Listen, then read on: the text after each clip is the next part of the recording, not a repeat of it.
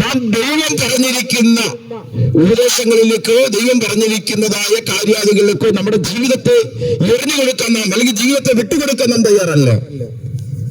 ഞാൻ ചോദിക്കട്ടെ, നമ്മുടെ ഈ ദേശങ്ങൾ തന്നെ രോഗിയായിട്ട് കിടക്കുന്നവർ എത്ര പേരുണ്ട്? ശാരീരികമായ പീഡനങ്ങൾ കൂടി കടന്നു പോകുന്നവർ ധാരാളം പേരുണ്ട്. അതേപോലെ മാനസികമായ പീഡനങ്ങൾ കൂടി കടന്നു പോകുന്നവർ ധാരാളം പേരുണ്ട്. ഒരിറ്റ ദൈവസ്നേഹത്തിന് വേണ്ടി സ്നേഹിക്കാൻ കഴിയാതെ ഒറ്റപ്പെടേണ്ട വേദനകൾ കൊണ്ടും നിരാശയുടെ അനുഭവങ്ങൾ കൂടി കഴിഞ്ഞു പോകുന്നവർ ധാരാളം പേരുണ്ട്.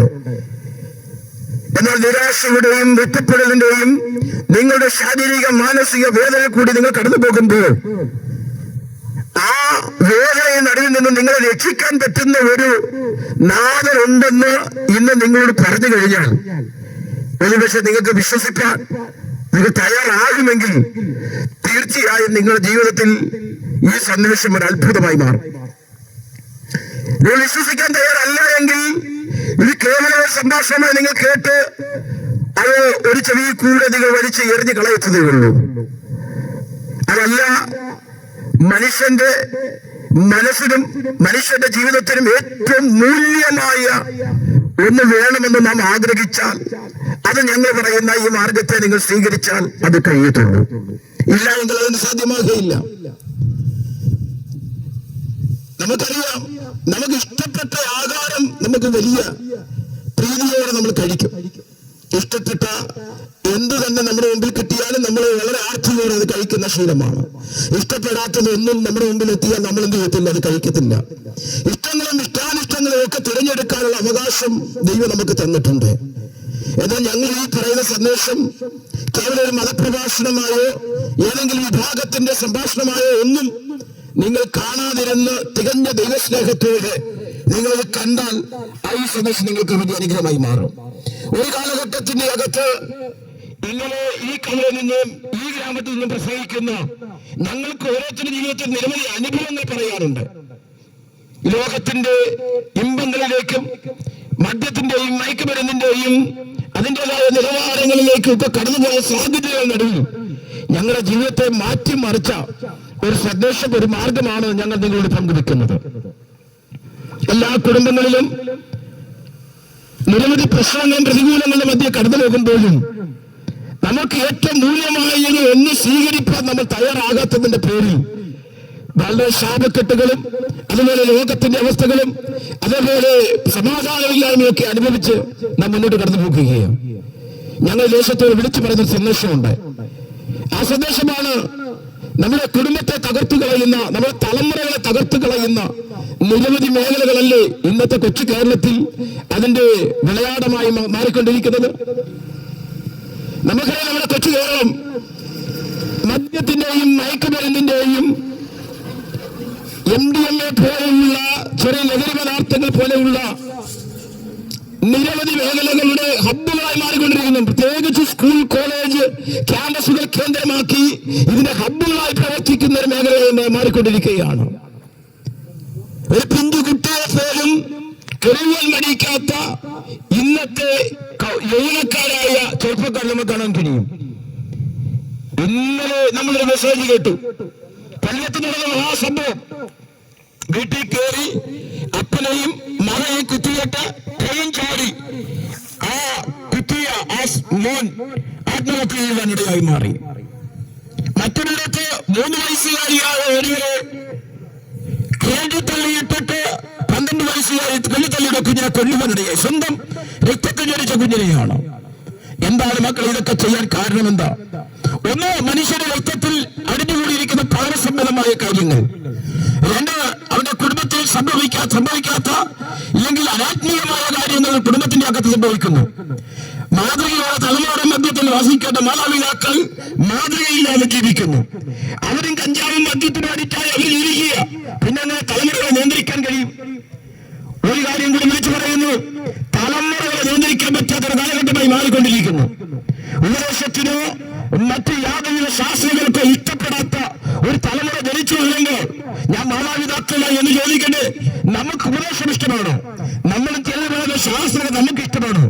നമുക്ക് ഇഷ്ടമില്ലാത്തതൊന്ന് നമ്മൾ തലമുറകളെ അടിച്ചേൽപ്പിക്കുമ്പോൾ അവർ മനസ്സിലാക്കുകയില്ല. വിതയ്ക്കുന്നത് തന്നെ നമ്മൾ കൊയ്തുകൊണ്ടിരിക്കുന്ന ഒരു കാലഘട്ടമാണ്. എന്നാൽ ഞങ്ങൾ യേശുദേ വിളിച്ചു പറയുന്നു, മൈ സഹോദര, ഞങ്ങളോട് നിങ്ങൾ എത്ര വെറുപ്പ് കാണിച്ചാലും, ഇത് പറയരുത് എന്ന് എത്ര നിലയിൽ പറഞ്ഞാലും ഞങ്ങൾക്കിത് പറഞ്ഞതേ മതിയാകുകയുള്ളൂ. അതിന്റെ കാരണം ഞങ്ങൾ അനുഭവിക്കുന്ന സമാധാനം നിങ്ങളും കൂടി അനുഭവിക്കണമെന്ന് ഞങ്ങളുടെ ഹൃദയത്തിന്റെ അകത്തെ സ്നേഹനിമിത്തമാണ് ഞങ്ങളിത് പറയുന്നത്. അതുകൊണ്ട് ഞങ്ങൾ ദോഷത്തോട് വിളിച്ചു പറയുകയാണ്, ഞങ്ങൾ വിശ്വസിക്കുന്ന ഒരു മാർഗമുണ്ട്. ഞാൻ മുമ്പ് പറഞ്ഞതുപോലെ കർത്താവ് യേശു ക്രിസ്തുവിനെ അറിയാത്ത ആരും ഈ പ്രദേശത്തില്ല. എല്ലാവരും യേശു ആരാണെന്നും എന്തു ചെയ്യുന്നുവെന്നും ഇനി എന്ത് ചെയ്യാൻ പോകുന്നു എന്നും ഒക്കെ നമുക്ക് വ്യക്തമായിട്ട് അറിയാം.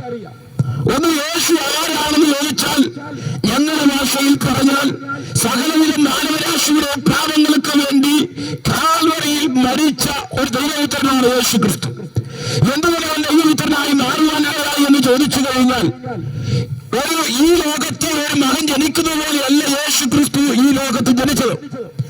ഒരു സ്ത്രീ പുരുഷ ബന്ധമില്ലാതെ ഈ ലോകത്തിൽ വചനം ജനമായി താഴ്ഭൂമിയിലേക്ക് ഇറങ്ങി തന്നെ ദൈവ വചനം ജനമായി മാറി മനുഷ്യപുത്രനായി അവതരിച്ച് മാനവരാശിയുടെ പാപങ്ങൾക്ക് വേണ്ടി മരിച്ചതാണ് കർത്താവായ യേശു ക്രിസ്തു. അതുകൊണ്ട് താങ്കൾ പറയുന്നത്, താങ്കളുടെ പാപങ്ങൾക്ക് വേണ്ടി മരിച്ച ഈ ലോകത്തിൽ ദൈവമുണ്ടെങ്കിൽ അത് ഞങ്ങൾ പ്രസംഗിക്കുന്ന നസറേയ യേശു ക്രിസ്തു അല്ലാതെ മറ്റാരുമില്ല. അതുകൊണ്ട് ഞങ്ങൾക്ക് ഹൃദയത്തിന്റെ ഭാഷകൾ ഉറപ്പോടെ വിളിച്ചു പറയാൻ കഴിയും, മറ്റൊരുത്തിൽ രക്ഷയില്ല. നാം രക്ഷിക്കപ്പെടുവാൻ ആകാശത്തിന് കീഴിൽ മനുഷ്യരായി യേശു ക്രിസ്തു എന്ന നാമമില്ലാതെ മറ്റൊരു നാമമില്ല. ഇത് പ്രസംഗിക്കേണ്ടതാണ്. അതെ, ഇത് പ്രസംഗിക്കപ്പെടേണ്ടതാണ്. വിശുദ്ധ തിരുവചനത്തിൽ അപ്പോസ്തലപ്രവർത്തികൾ എന്ന് പറയുന്ന ഒരു ബുക്കുണ്ട്. ആ ബുക്കിന്റെ അകത്ത് നമ്മൾ പ്രസംഗിക്കുമ്പോൾ, നമ്മൾ പറയുമ്പോൾ അവരെ കാണാൻ കഴിയുന്ന ഒരു മേഖലയുണ്ട്. അവർ ആത്മാവ് നിറഞ്ഞവരായി അവർ വീടുകൾ തോറും കയറി അവർ പരസ്യമായ സ്ഥലത്ത് അവർ സുവിശേഷം പങ്കുവച്ചു. അവർ കരുതലിൽ ചിലരുടെ ഹൃദയം തുറക്കുവാനിടയായി. അപ്പോസ്തലനായ പൗലോസ് ഭൂവത്വത്തിൽ നിന്ന് അവർ സുവിശേഷം പങ്കുവമ്പോൾ ലുദിയ എന്ന് പറയുന്ന സഹോദരിയുടെ ഹൃദയം തുറക്കുവാനിടയായി. അവർ ഹൃദയം തുറന്നെങ്കിൽ മാത്രമേ എന്റെ യേശുവിന് നിങ്ങളുടെ അകത്ത് വസിക്കാൻ കഴിയത്തുള്ളൂ. നിങ്ങളുടെ സമ്പത്തോ നിങ്ങളുടെ പ്രധാനമോ ക്രമഹിമതോ ഒന്നും എന്റെ ദൈവത്തിന് വേണ്ട. ഇന്ന് ഇവിടെ പ്രസംഗിക്കപ്പെടുമ്പോൾ നിങ്ങളുടെ ഹൃദയം ദൈവസന്നിധി ദൈവത്തിന് വിട്ടുകൊടുക്കാൻ തയ്യാറാകുന്നു എങ്കിൽ തീർച്ചയായും നിങ്ങൾ അനുഭവിക്കുന്ന വേദനകളിൽ കർത്താവിന് പരിഹാരം തരാൻ പറ്റുമെന്ന് ഞങ്ങൾ വിശ്വസിക്കുന്നു. താങ്കൾ വിശ്വസിക്കുന്നു എങ്കിൽ അതിന്റെ ഫലം നിങ്ങളുടെ ഭവനത്തിന്റെ അകത്ത് അത് ഉളവാകുവാൻ തക്കവണ്ണമിടയായി മാറും. ഏത് കടുകിട്ടും വിഷയത്തിന്റെ അകത്തും നമുക്ക് മഴ തരുമെന്ന് നമ്മൾ വിശ്വസിക്കേണ്ടതായാൽ നിങ്ങൾ അനുഭവിക്കുന്ന സകല വേദനകളിൽ നിന്നും നിങ്ങളുടെ വേദനയെ മാറ്റാൻ, നിങ്ങളുടെ ദുഃഖത്തെ മാറ്റാൻ ദൈവത്തിന് കഴിയുമെന്നുള്ള കാര്യം മറന്നു പോകരുത്. അപ്പൊ യേശു ക്രിസ്തു നമ്മുടെ പാപങ്ങൾക്ക് വേണ്ടി വന്നു. എന്തിനു വേണ്ടിയാണ് മരിച്ചത്? നമ്മുടെ പാപങ്ങൾക്ക് വേണ്ടി. നാം അടികൊള്ളേണ്ട സ്ഥാനത്ത് കർത്താവ് യേശു ക്രിസ്തു ഈ ഭൂമിയിൽ വന്ന് നമുക്ക് വേണ്ടി അടികൊണ്ട ഒരു കർത്താവാണ്. പകരം ഒന്ന് തരാൻ കഴിയാത്ത നിലയിൽ, പകരം വെക്കുവാൻ കഴിയാത്ത നിലയിൽ യേശു ഈ ഭൂമിയിൽ കടന്നു വന്ന് കഷ്ടങ്ങളും യാതനകളും ഒക്കെ അനുഭവിച്ച് കാൽവരി മരണത്താൽ മനുഷ്യന്റെ പാപത്തിന്റെ പരിഹാരം വരുത്തിയാണ് നിത്യ സ്വർഗത്തിലേക്ക് കയറിപ്പോകുവാനിടയായി മാറിയത്. പക്ഷെ അത് വിശ്വസിക്കുന്നവർക്ക് മാത്രമേ അതിന്റെ ഫലമറിയിപ്പാൻ കഴിയത്തുള്ളൂ. വിശ്വസിക്കാതെ ഒരിക്കലും അതിന്റെ ഫലം അനുഭവിപ്പാൻ കഴിയത്തില്ല. അതുകൊണ്ട് ഞങ്ങൾ ദേശത്തോട് വിളിച്ചു പറയുകയാണ്, സ്വർഗം നരകം എന്ന് പറയുന്ന കാര്യാദികൾ ഉണ്ട് എന്ന് പല വിശ്വസിക്കുന്നുണ്ട്. എന്നാൽ നരകത്തിൽ ആര് പോകുമെന്ന് പറയുന്നു?